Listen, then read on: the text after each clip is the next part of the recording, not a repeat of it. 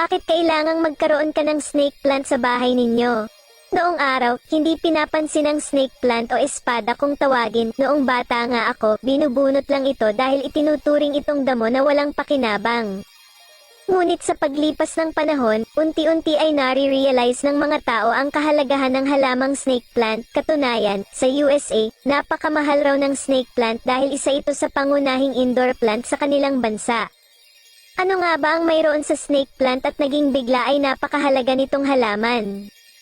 Ang snake plants ay kilalang air purifying plant na humihigop ng iba't ibang mikrobyo at kemikal sa hangin. Sa feng shui naman, itinuturing ang snake plant bilang isang lucky indoor plant. Kontrobersyal ang reputasyon ng snake plant sa feng shui. Hati ang pananaw ng mga eksperto sapagkat may nagpapalagay ang snake plant ay isang bad feng shui plant. Ngunit kung ilalagay sa tamang posisyon, ang snake plant ay makapaghahatid ng strong protective energy na magsisilbing force shield laban sa negative chi. Ipwesto lamang ang snake plant na lugar na hindi masyadong pinupuntahan ng mga tao, tulad sa mga sulok-sulok,